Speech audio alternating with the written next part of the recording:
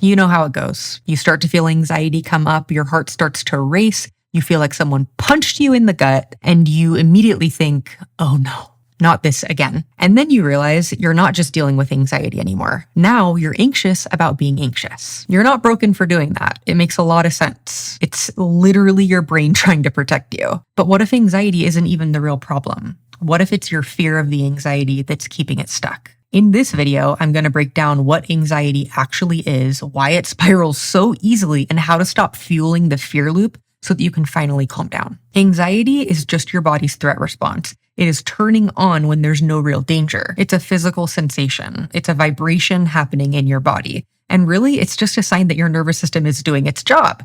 It's just doing its job at the wrong time and a little bit too well. It's kind of like when the smoke alarm goes off when you're cooking a steak. Like, it's loud, it's incessant, it's annoying. And at the end of the day, it's just an overreaction. Your anxiety thinks there's a bigger problem than there actually is. So let's talk about two types of fears. These fears were coined by Claire Weekes. She wrote an amazing book called Hope and Help for Your Nerves. It is a must read if you are an anxiety sufferer. She was a doctor in the 60s. She was way ahead of her time, knew so much about the nervous system. If you haven't read that book, read that book. I will link it below. The first fear is called primary fear. So this is going to be body sensations, dizziness, a racing heartbeat, adrenaline pumping through your body. This is the initial automatic fear response that's happening in your body. It's basically your fight or flight getting activated. The secondary fear is the one that we're going to talk quite a bit about, and that is your reaction to the primary fear.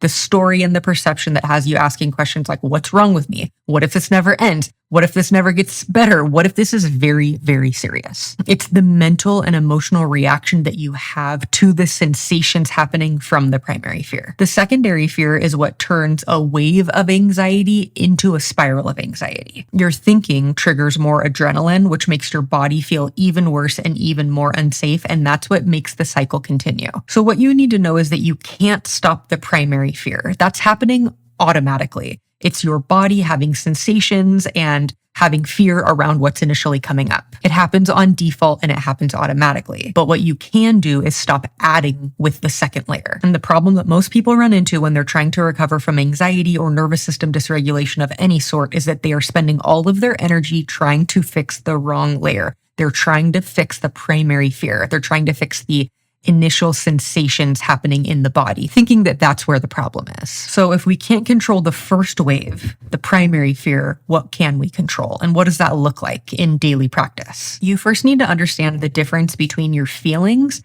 and your story about your feelings. Feelings are just physical sensations like the sweaty palms, the tight chest, the racing heart, the gut punch. But the story that you give is the mental commentary you have about the sensations, the mental commentary you are adding to the physical sensations of anxiety. Does it sound like, oh my God, not again? What does this mean? What if this is really bad? What if this is real? What if this time is different? The problem is that most people fuse these two things together, and that's what makes it very overwhelming and very hard to deal with. It's kind of like hearing thunder and assuming that a tornado is coming. It is a very quick leap, and it is a very dramatic leap of this must mean that. These physical sensations must mean that I need to get to a hospital. You do not have to believe everything your anxious mind says. You can experience a sensation without adding a story. There's a really good book called The Anxiety RX. It's written by Russell Kennedy. He's a doctor. And the way he describes this is experiencing sensation without explanation. And when you stop adding an explanation, your anxiety loses its fuel source. You are fueling your anxiety with your story. I want you to understand what you're doing that's keeping your anxiety locked on so that when you stop doing those things, you can unlock it. The first thing is resistance. Resistance is like trying to make it go away immediately. The second it comes up, you have this visceral reaction of pushing it away and feeling like something is very wrong. And I want you to see it in that way, like how your energy pushes it away from you. I can't handle this. I can't deal with this. This is too much. This is too big of a threat, and I'm too under-resourced to deal with it. That's what resistance looks like in practice. The second thing is hyperfocus, constantly scanning for any signals or sensations in your body that may tell you that anxiety is on the way and that there's something big that's coming that we need to look out for. It feels like a hypervigilance. It feels like hyperfocus, paying very close attention to everything going on in your body and anything changing even slightly. You're way too aware of what's going on in your body. You're paying it too much attention. The third thing is fear, just assuming that anxiety means danger. And when that anxiety comes up, you immediately jump into worst case scenario, spiraling, catastrophizing. This is the worst possible thing that could be happening, and I need to plan for that and prepare for it. The next thing is a really strong reaction to what you're experiencing when you feel that anxiety. Whether it's avoiding, numbing out, trying to fix it, Googling, joining Facebook groups, spending a lot of time in fix it mode and trying to do that so that you can make it go away as quickly as possible. It's another form of, resistance and reaction and trying to distance yourself from it or find out something that will help you put a bunch of space in between you and the sensations of anxiety. But it's crazy because every single one of those things is a way that you're fighting how you're feeling. And the fight adds adrenaline. The fight adds cortisol. The fight adds fuel. The fight keeps your anxiety alive. I want you to remember this if you take nothing else away from this video.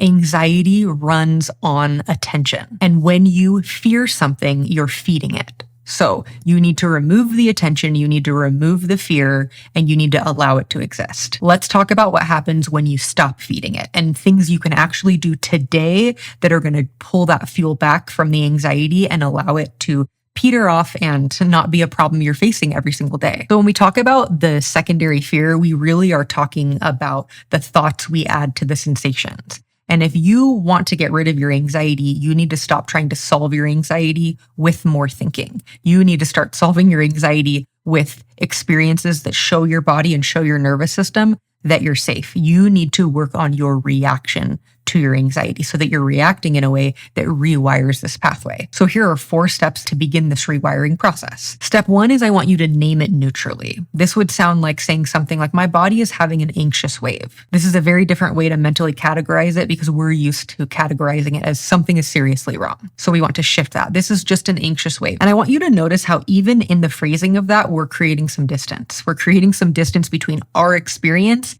and us. Because when you struggle with anxiety, it's easy to wrap those two things up in one. We think we are our anxiety. We think we are our experience. We get really mixed up in it. So this helps to put some space and say, my body and my nervous system is experiencing a wave of anxiety right now. And step 2 is actively dropping that mental story you've been giving it, which is saying something like, this is just energy moving through. One of my favorite things to say when I'm experiencing an anxious wave or a sensation or a pain or anything in my body is my body knows what to do with this. It takes the pressure off of me. It reminds me I don't have to figure this out. I don't need to get to the bottom of this. Our bodies know what to do with energy. They know what to do with vibrations and they know what to do with emotions and experiences. Let your body do its job. The third thing is allow the sensation. Let your body do whatever it wants to do without fighting it. Know that the fight is the fuel.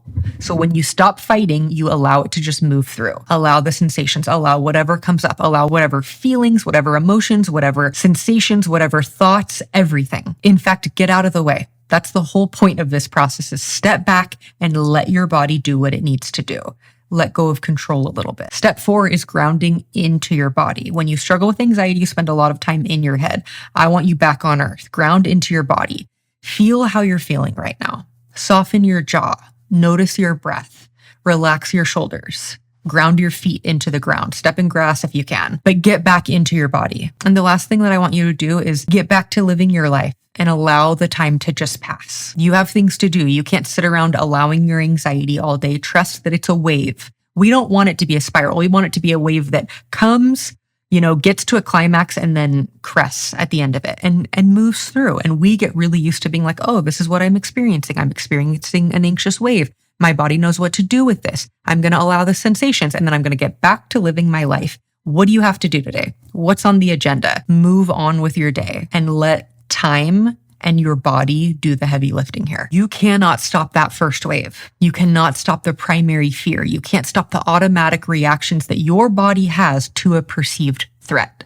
But what you can do and what you need to start doing immediately is stop creating the second. That is how you break the loop. That is how you allow anxiety to be just that, just some sensations, just some anxiety, not something that I need to grab onto and do something with. Anxiety is just felt in the body. It is a combination of sensations and feelings And we want to let it just be that, because if we don't, we add a story with our mind. We add meaning to it and we fuel the anxiety with more story and more adrenaline and keep that loop locked on. The goal is calm. We want to bring calm by creating separation from the experience, not getting so sucked into it. And then we want to practice allowing it to be there. Let it do whatever it wants. Release some of that control. And if you can do that, you're going to be able to allow anxiety to be there and know that you're going to be okay. We remove the fear. And when we remove the fear and we remove the fixing, we remove the fuel source.